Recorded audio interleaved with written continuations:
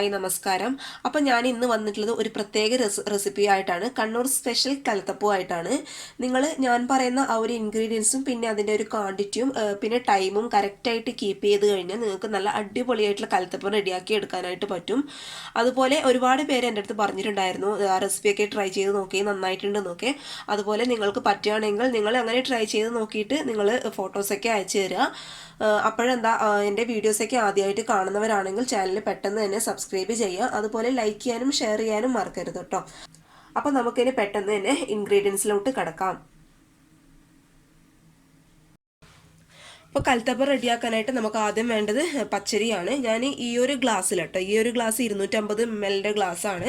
ആ ഒരു ഗ്ലാസ്സിൽ നിറയെ പച്ചരി എടുത്ത് നന്നായിട്ട് ഒരു 5-6 മണിക്കൂർ കുതിർത്ത് വെച്ച് നന്നായിട്ട് കഴുകി ഡ്രെയിൻ ചെയ്ത് വെച്ചിട്ടുള്ള അരി കേട്ടോ. ഇത് നന്നായിട്ട് കുതിരാൻ നിങ്ങൾ പ്രത്യേകം ശ്രദ്ധിക്കണം, അല്ലെങ്കിൽ നമുക്കൊരു അപ്പം ഉണ്ടാക്കി കഴിയുമ്പോൾ ഒരു സോഫ്റ്റ് ആയിട്ട് കിട്ടില്ല. അതുകൊണ്ട് ഒരു മിനിമം ഒരു 5-6 മണിക്കൂറെങ്കിലും കുതിർത്ത് വെക്കാൻ ശ്രദ്ധിക്കുക. പിന്നെ നമുക്ക് വേണ്ടത് കൽത്തപ്പമൊക്കെ ഉണ്ടാക്കുമ്പോൾ എപ്പോഴും ശ്രദ്ധിക്കേണ്ട കാര്യം, ഞാൻ ഈ പറയുന്ന അളവിൽ കറക്റ്റായിട്ട് നിങ്ങൾ എടുക്കുക എല്ലാ സാധനങ്ങളും. അപ്പോൾ അതുപോലെ ടൈമും നമുക്ക് പ്രധാനമാണ്. അതൊക്കെ കറക്റ്റായിട്ട് എടുത്തു കഴിഞ്ഞാൽ നമുക്ക് നല്ല അടിപൊളിയായിട്ട് കൽത്തപ്പം റെഡിയാക്കാൻ പറ്റും. ഞാൻ ഒരുപാട് തവണ ട്രൈ ചെയ്ത് റെഡി ആയിട്ടുള്ളതാട്ടോ ഇത്. അതുകൊണ്ട് ആദ്യമൊന്നും ഒട്ടും ശരിയാവുന്നുണ്ടായിരുന്നില്ല. നമ്മുടെ ഇങ്ങനെ കൽത്തപ്പത്തിൻ്റെ ഉള്ളിലൊക്കെ ഒരു ആര് പോലത്തെ അതൊക്കെ ഉണ്ടാവില്ല, അതൊന്നും ഒട്ടും വരുന്നുണ്ടായിരുന്നില്ല. അങ്ങനെ ഒരുപാട് കുറേ സെർച്ച് ചെയ്ത് കണ്ടുപിടിച്ചതാട്ടോ ഇത്. അപ്പോൾ ഞാൻ പറഞ്ഞ പോലെ പച്ചരീൻ്റെ അളവ് കറക്റ്റായിട്ട് എടുക്കുക. അതുപോലെ പിന്നെ നമുക്ക് വേണ്ടത് ഒരു 1.5 ഗ്ലാസ് വെള്ളമാണ്. വെള്ളം നമ്മൾ ഏത് ഗ്ലാസ്സിലാണോ അരി അളന്നെടുത്തത് ആ ഒരു സെയിം ഗ്ലാസ് തന്നെ 1.5 ഗ്ലാസ് വെള്ളമാട്ടോ വേണ്ടത്. വെള്ളത്തിൻ്റെ അളവൊന്നും ഒട്ടും കൂടിപ്പോകാൻ പാടില്ല, അതുപോലെ കുറയാനും പാടില്ല. 1.5 ഗ്ലാസ് കറക്റ്റായിട്ട് തന്നെ എടുക്കുക. പിന്നെ നമുക്ക് വേണ്ടത് ശർക്കരയാണ്. ശർക്കര ഞാൻ കണ്ടോ ഈ ഒരു അളവിലാണ് എടുത്തിട്ടുള്ളത്. നിങ്ങളിപ്പോൾ നാട്ടിലെ ഒരു ക്യൂബായിട്ടുള്ള ആ ഒരു രീതിയിലാണ് ഉപയോഗിക്കുന്നതെങ്കിൽ ഒരു 4 ക്യൂബ് എടുക്കുക കേട്ടോ. 4 ക്യൂബ് ശർക്കര എടുക്കുക. പിന്നെ നിങ്ങൾക്ക് ഒരുപാട് മധുരം ആവശ്യമാണെന്നുണ്ടെങ്കിൽ ഒരു 5 ക്യൂബ് എടുത്തോളൂ കേട്ടോ. അതൊന്നും കുഴപ്പമില്ല. ഒരുപാട് മധുരമായി കഴിഞ്ഞാൽ എപ്പോഴും പറയുന്ന പോലെ നമുക്ക് പെട്ടെന്ന് അങ്ങ് മടുപ്പ് വരും. അതുകൊണ്ട് അതൊക്കെ ആലോചിച്ചിട്ട് ചെയ്യുക. പിന്നെ വേണ്ടത് ഒരു 1/4 ടീസ്പൂൺ ബേക്കിംഗ് സോഡയാണ് കേട്ടോ. 1/4 ടീസ്പൂൺ ബേക്കിംഗ് സോഡ എടുക്കുക. അതുപോലെ ഒരു 1/2 ടേബിൾ സ്പൂൺ ഞാൻ ചോറ് എടുത്തിട്ടുണ്ട്. 1/2 ടേബിൾ സ്പൂൺ ചോറ് എടുക്കുക. ചോറിൻ്റെ അളവൊന്നും കൂടിപ്പോകാൻ പാടില്ല, 1/2 ടേബിൾ സ്പൂൺ മാത്രം നമുക്ക് മതി. ഒരുപാട് കൂടിപ്പോയി കഴിഞ്ഞാൽ നമുക്കിങ്ങനെ അപ്പം ഒരു ഒട്ടിപ്പിടിക്കുന്നതായിട്ട് ആ ഒരു ഫീൽ വരും. അതുകൊണ്ട് 1/2 ടേബിൾ സ്പൂൺ മാത്രം മതി. പിന്നെ വേണ്ടത് നമ്മൾക്ക് ചെറിയ ഉള്ളിയാണ് എടുത്തിട്ടുള്ളത്. അതൊരു 10 എണ്ണം എടുത്തിട്ടുണ്ട്. അത് ചെറുതായിട്ട് കട്ട് ചെയ്ത് വെച്ചിട്ടുണ്ട്. പിന്നെ വേണ്ടത് നമുക്ക് വെളിച്ചെണ്ണയാണ്. വെളിച്ചെണ്ണ ഒരു 4 ടേബിൾ സ്പൂൺ അല്ലെങ്കിൽ ഒരു 3 ടേബിൾ സ്പൂൺ വെളിച്ചെണ്ണ ആവശ്യമുണ്ട്. പിന്നെ ഈ ചെറിയുള്ളിയുടെ കൂടെ വെളിച്ചെണ്ണയിലിട്ട് താളിക്കാനായിട്ട് നമുക്ക് വേണമെങ്കിൽ തേങ്ങാക്കൊത്ത് ഉപയോഗിക്കാം. നിങ്ങൾക്ക് വേണമെങ്കിൽ ഉപയോഗിക്കാം കേട്ടോ. എനിക്ക് ആ ഒരു ടേസ്റ്റ് അത്ര ഇഷ്ടമില്ല, കാരണം എനിക്ക് ചെറിയുള്ളിയുടെ ടേസ്റ്റാണ് ഇഷ്ടം. അതുകൊണ്ട് നിങ്ങൾക്ക് വേണമെങ്കിൽ തേങ്ങാക്കൊത്ത് യൂസ് ചെയ്യാം. അപ്പം നമുക്ക് പെട്ടെന്ന് തന്നെ എങ്ങനെയാണ് കൽത്തപ്പം റെഡിയാക്കുന്നത് നോക്കിയിട്ട് വരാം. അപ്പോൾ ഇനി നമുക്ക് ആദ്യം അരി നന്നായിട്ട് അരച്ചെടുക്കണം. അരിയൊക്കെ അരച്ചെടുക്കുമ്പോൾ നന്നായിട്ട് അരയണം കേട്ടോ, എങ്കിലും നമ്മുടെ കൽത്തപ്പം റെഡിയായിട്ട് വരും. അപ്പോൾ ഞാൻ എടുത്തു വച്ചിരിക്കുന്ന അരി മുഴുവനായിട്ട് ഇതിലോട്ട് ഇട്ട് കൊടുക്കാൻ പോവുകയാണ്. അപ്പോൾ അരി കംപ്ലീറ്റ് ആയിട്ട് ഇതിലോട്ട് ഞാൻ ഇട്ട് കൊടുത്തിട്ടുണ്ട്. ഇനി നമ്മൾ എടുത്തു വച്ചിരിക്കുന്ന ബേക്കിംഗ് സോഡ ഇതിലോട്ട് ചേർത്ത് കൊടുക്കുക, മുഴുവനായിട്ട് ഇടുക. അതുപോലെ നമ്മൾ എടുത്തു വെച്ചിരിക്കുന്ന ചോറ് കംപ്ലീറ്റ് ആയിട്ട് ഇടുക.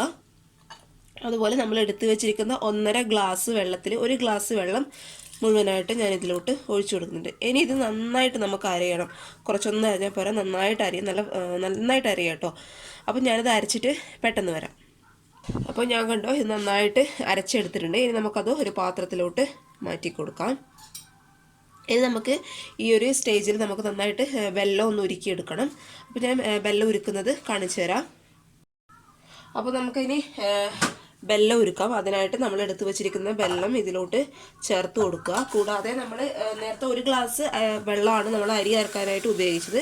അതിലുള്ള 1.5 ഗ്ലാസ് ടോട്ടൽ എടുക്കുമ്പോൾ ബാക്കി 1/2 ഗ്ലാസ് ഉണ്ടാവും, അത് ഇതിലോട്ട് ചേർത്ത് കൊടുക്കുക. ഇത് നന്നായിട്ട് ഒന്ന് ഉരുകി വരട്ടെ കേട്ടോ.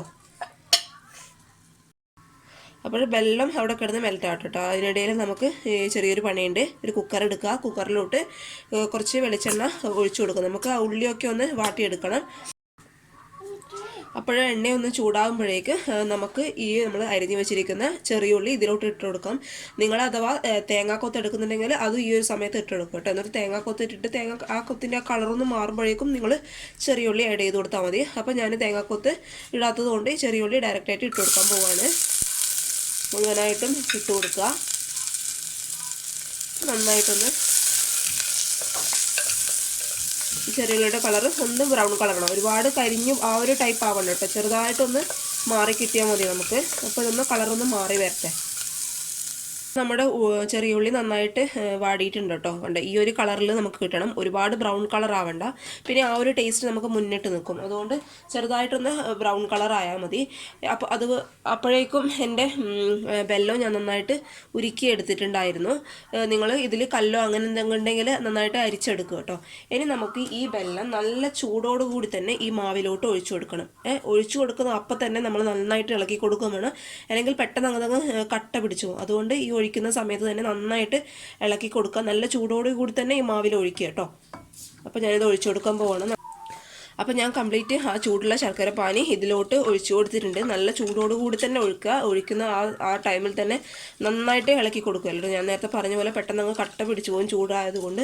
അതുകൊണ്ട് നന്നായിട്ട് ഇളക്കി കൊടുക്കുക. ഈ ഒരു ടൈമിൽ നിങ്ങൾ ഇതിലോട്ട് ആവശ്യമായിട്ടുള്ള മധുരം നോക്കുക. അഥവാ ബൈ ചാൻസ് നിങ്ങൾക്ക് മധുരം കുറവാണ് അങ്ങനെ ഒരു തോന്നലുണ്ടെങ്കിൽ നിങ്ങൾ 1 ടേബിൾ സ്പൂൺ പഞ്ചസാര ഇതിലോട്ട് ആഡ് ചെയ്ത് കൊടുക്കുക കേട്ടോ. അതൊന്നും കുഴപ്പമില്ല. പിന്നെ നിങ്ങൾ പിന്നെയും വെല്ലം എടുത്ത് ഉരുക്കി അങ്ങനെ കഷ്ടപ്പെടേണ്ട ആവശ്യമില്ല. നിങ്ങൾ 1 ടേബിൾ സ്പൂൺ പഞ്ചസാര ഈ ഒരു ടൈമിൽ ചേർത്ത് കൊടുത്താൽ മതി. ഇനി നമുക്ക് ഇതിനകത്തുള്ള മധുരം ഒന്ന് ബാലൻസ് ആയി കിട്ടാൻ വേണ്ടിയിട്ട് ഒരു നുള്ളു ഉപ്പ് ഞാൻ ഇട്ട് കൊടുക്കുന്നുണ്ട്. അതുപോലെ നമ്മൾ വാട്ടി വെച്ചിരിക്കുന്ന കുറച്ച് ഉള്ളി ഈ ഒരു ടൈമിൽ ഇട്ട് കൊടുക്കാം. മുഴുവനായിട്ട് ഇടണ്ട കേട്ടോ, കുറച്ച് മാത്രം ഇട്ട് കൊടുത്താൽ മതി. എന്നിട്ട് നന്നായിട്ടൊന്ന് മിക്സ് ചെയ്യുക. ഇനി ഇത് നമുക്ക് കുക്കറിലോട്ട് ഒഴിക്കണം. അപ്പോൾ ഞാൻ കുക്കർ നന്നായിട്ട് ചൂടാൻ വെച്ചിട്ടുണ്ട്. കുക്കർ അത്യാവശ്യം ചൂടായിട്ടുമുണ്ട്. ഇനി നമ്മൾ ഇതിലോട്ട് നമുക്ക് ആവശ്യമായിട്ടുള്ള വെളിച്ചെണ്ണ ഒഴിച്ചു കൊടുക്കാം. കുറച്ച് ഒഴിച്ചു കൊടുക്കുക കേട്ടോ.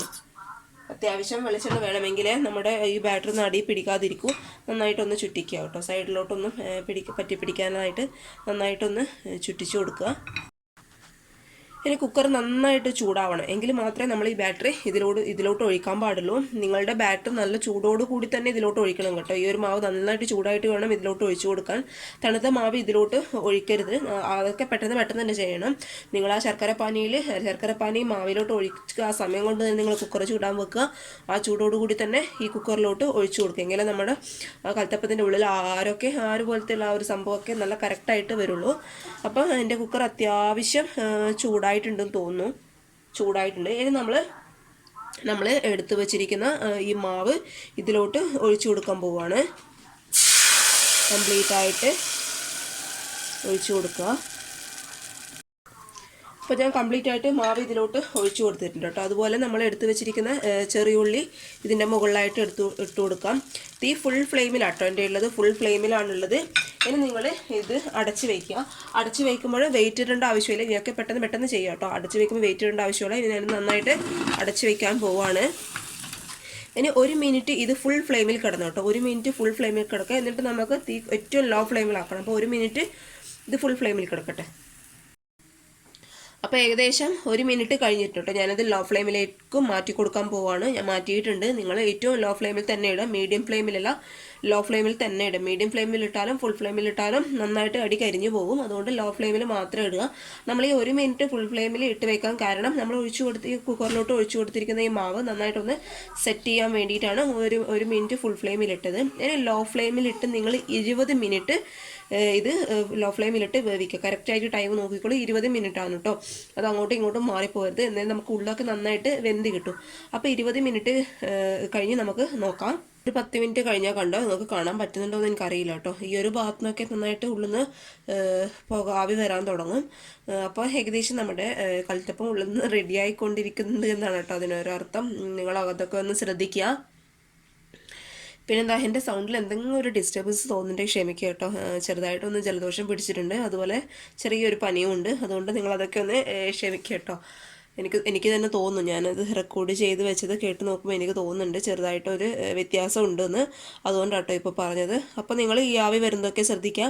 ഒരു 20 മിനിറ്റ് കഴിഞ്ഞ് നമുക്ക് സ്റ്റൗ ഓഫ് ചെയ്യാം. കംപ്ലീറ്റ് പ്രഷർ പോയതിന് ശേഷം, പ്രഷർ ഉണ്ടാവില്ല എന്നാലും കംപ്ലീറ്റ് ചൂട് പോയതിന് ശേഷം മാത്രം ഓപ്പൺ ചെയ്യുക കേട്ടോ. അപ്പോൾ ഏകദേശം ഇപ്പം എൻ്റെ ഒരു 10 മിനിറ്റ് ആയിട്ടുണ്ട്. ഇനി ഒരു 10 മിനിറ്റും കൂടി കഴിയട്ടെ. 20 മിനിറ്റ് കഴിഞ്ഞപ്പോൾ ഞാൻ സ്റ്റൗ ഓഫ് ചെയ്ത് ഇട്ടിട്ടുണ്ടായിരുന്നു. അപ്പോൾ ഏകദേശം ചൂടൊക്കെ ഒന്ന് മാറിയിട്ടുണ്ട്. ഇനി നമുക്കിത് പതുക്കെ ഒന്ന് തുറന്ന് നോക്കാം. പതുക്കെ ചൂടൊക്കെ മാറിയതിന് ശേഷം മാത്രം തുറന്ന് നോക്കാം കേട്ടോ. കണ്ടോ, നല്ല അടിപൊളിയായിട്ട് വന്നിട്ടുണ്ട്. കണ്ട ഉള്ളൊക്കെ ഏകദേശം ഈ ഒരു സൈഡൊക്കെ നന്നായിട്ട് വെന്തിട്ടുണ്ട്. ഇനി ചൂടാറുമ്പോൾ ഈ ഒരു ഭാഗം കൂടി നന്നായിട്ടൊന്ന് വെന്തോളും. ഇനി നമുക്ക് എന്തെങ്കിലും ഒരു ടൂത്ത് പിക്കോ അല്ലെങ്കിൽ ഒരു കത്തിയോ വെച്ചിട്ട് ഒന്ന് നോക്കാം, ഉള്ളിലോട്ട് ഇട്ട് നോക്കാം. കണ്ട് ഇതൊക്കെ നല്ല ക്ലിയർ ആയിട്ട് വന്നിട്ടുണ്ട്. അപ്പോൾ ഉള്ളൊക്കെ നന്നായിട്ട് വെന്തിട്ടുണ്ട് എന്ന് അർത്ഥം. ഇത് കുക്കറിലോട്ട് എടുക്കാൻ കുറച്ച് സമയം പിടിക്കും, കാരണം ചൂടായിരിക്കുമ്പോൾ ഇത് പെട്ടെന്ന് ഇങ്ങനെ എടുത്ത് എല്ലാം അങ്ങ് പൊട്ടിപ്പോകും. അതുകൊണ്ട് അത്യാവശ്യം ഒന്ന് തണുക്കട്ടോ. തണുത്ത് കഴിഞ്ഞതിന് ശേഷം മാത്രം നമുക്കിത് കുക്കറിൽ നിന്ന് മാറ്റി കൊടുക്കാം. അപ്പോൾ ചൂടൊക്കെ അത്യാവശ്യം ഒന്ന് മാറിയിട്ടുണ്ട് കേട്ടോ. ഇനി നമുക്കിത് കുക്കറിൽ നിന്ന് ഈ പ്ലേറ്റിലോട്ട് മാറ്റാം. അതിനായിട്ട് ഇങ്ങനെ ഒരു കത്തി എടുക്കുക. ഇതില്ലെങ്കിൽ എന്താ നിങ്ങൾക്ക് അവൈലബിൾ ആയിട്ടുള്ളത് അങ്ങനെ എന്തെങ്കിലും എടുക്കുക. എന്നിട്ട് സൈഡൊന്ന് ഇങ്ങനെ ആക്കി കൊടുക്കുക. അപ്പോൾ പെട്ടെന്ന് ഇങ്ങ് വിട്ടു പോരും. എല്ലാ സൈഡും നമുക്ക് ഈ ഒരു രീതിയിൽ ആക്കി കൊടുക്കുക. പൊടിഞ്ഞു പോകരുത് കേട്ടോ, ശ്രദ്ധിച്ച് തന്നെ ആക്കുക. അപ്പോൾ ഇങ്ങനെ സൈഡിൽ നിന്ന് ഇങ്ങനെ തട്ടിക്കൊടുത്തതിന് ശേഷം നമുക്ക് ഈ കൈ വെച്ച് തന്നെ ഇത് പതിയെ ഇട്ട് കൊടുക്കുക. കൈ പൊള്ളിക്കരുത് കേട്ടോ. അതാ പറഞ്ഞത്, നന്നായിട്ട് ചൂട് മാറിയിട്ട് ഇട്ട് കൊടുക്കുക. ഞാനിത് കൈ കൊണ്ട് തന്നെ പതുക്കെ ഇങ്ങോട്ട് പ്ലേറ്റിലോട്ട് മാറ്റാൻ പോവുകയാണ്. നല്ല അടിപൊളിയായിട്ടുള്ള കൽത്തപ്പം റെഡി ആയിട്ടുണ്ട്. എൻ്റെ ദൈവമേ, ഇതെത്ര ട്രൈ ചെയ്തിട്ടാണോന്ന് എനിക്ക് ഇങ്ങനെയൊന്ന് ശരിയായി കിട്ടത്. അത് നിങ്ങൾക്കും കൂടി കാണിച്ചു തരണമെന്നുണ്ടായിരുന്നു. നല്ല അടിപൊളിയായിട്ടുണ്ട്. എനിത് ചൂടാറിയതിന് ശേഷം ഇങ്ങനെയുള്ള ഒരു കത്തി വെച്ച് നമുക്ക് കട്ട് ചെയ്തെടുക്കാം. അപ്പോൾ നമ്മുടെ കൽത്തപ്പം ഏകദേശം ചൂടാറിയിട്ടുണ്ട്. നമുക്കിതിന് പതുക്കെ കട്ട് ചെയ്യാൻ നോക്കാം. നന്നായിട്ട് കട്ട് ചെയ്യുക. ഇങ്ങനെ ഒരു കേക്കൊക്കെ കട്ട് ചെയ്യുന്ന രീതിയിൽ കട്ട് ചെയ്യുക കേട്ടോ. ഞാനിവിടെ ഒരു പീസ് കട്ട് ചെയ്ത് എടുത്തിട്ടുണ്ട് കേട്ടോ. കണ്ടോ, നല്ല സോഫ്റ്റായിട്ട് വന്നിട്ടുണ്ട്. നിങ്ങൾ എന്തായാലും ഇങ്ങനെ ഈ ഒരു ഇൻഗ്രീഡിയൻസും പിന്നെ അതിൻ്റെ ഒരു ക്വാണ്ടിറ്റിയൊക്കെ വെച്ചിട്ട് എന്തായാലും ട്രൈ ചെയ്ത് നോക്കാം കേട്ടോ. ഉറപ്പായിട്ടും റെഡിയാവും. അതുപോലെ ടൈം കറക്റ്റായിട്ട് ഫോളോ ചെയ്യുക. അപ്പോഴെന്താ, നിങ്ങളെല്ലാവരും ട്രൈ ചെയ്ത് നോക്കുക. നല്ലൊരു ടേസ്റ്റുള്ള ഒരു സാധനം കേട്ടോ. നമുക്ക് ഈവനിങ് സ്നാക്സൊക്കെ ആയിട്ട് നന്നായിട്ട് കൂട്ടാം. അതുപോലെ ബ്രേക്ക്ഫാസ്റ്റായിട്ട് കഴിക്കുന്നവരുണ്ട്. അതൊക്കെ നിങ്ങളുടെ ഒരു ഇഷ്ടം പോലെ ചെയ്യാം. അപ്പോൾ വീഡിയോസൊക്കെ ഇഷ്ടപ്പെട്ടാൽ ഷെയർ ചെയ്യാനും ലൈക്ക് ചെയ്യാനും അതുപോലെ സബ്സ്ക്രൈബ് ചെയ്യാനും മറക്കരുത്. അപ്പോൾ അടുത്ത വീഡിയോ ആയിട്ട് കാണും വരെ താങ്ക് യു.